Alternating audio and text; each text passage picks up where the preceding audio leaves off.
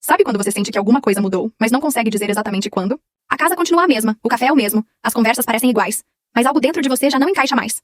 Foi assim comigo e o Rafael. A gente estava junto fazia 8 anos. Casados há 5, morando no mesmo apartamento desde que ele foi transferido de cidade. No começo era tudo leve. Risadas, viagens improvisadas, pequenas brigas que só aproximavam a gente. Mas aos poucos, o que antes era costume bom virou rotina fria, e o silêncio começou a se instalar.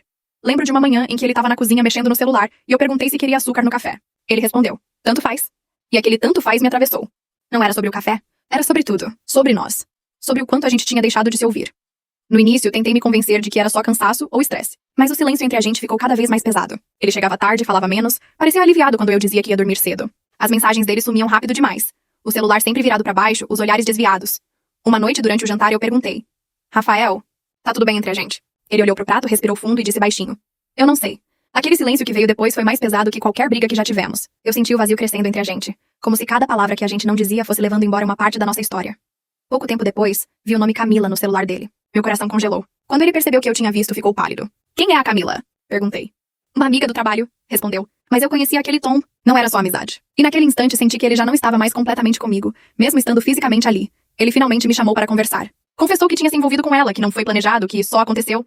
Essas palavras ecoaram dentro de mim por dias. Eu me senti traída, mas também estranhamente compreendendo que a gente já vinha se afastando há muito tempo, como se estivesse esperando esse estalo para romper de vez. Ele fez as malas e foi embora no mesmo dia. Não houve gritos nem pedidos de desculpa. Só a porta se fechando. E o silêncio que tomou conta da casa.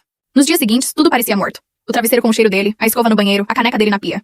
Eu ficava andando pelos cômodos, tentando entender em que momento tudo desmoronou, quando o agente virou cada um por si.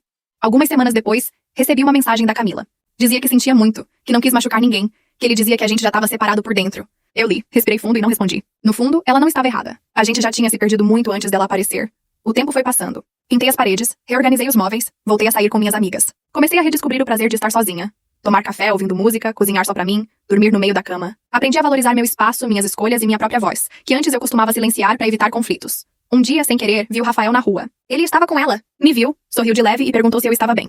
Tô sim, respondi. Melhor do que eu achei que estaria.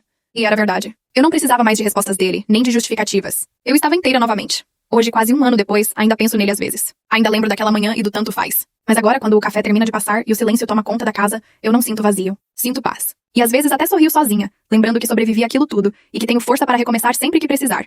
Porque no fim, o amor não termina com gritos. Ele se apaga devagar, entre silêncios, olhares perdidos e cafés que esfriam. E o silêncio depois do café também pode ser o começo de algo novo, de uma vida que finalmente é só sua, livre para ser vivida do seu jeito, sem medo ou culpa.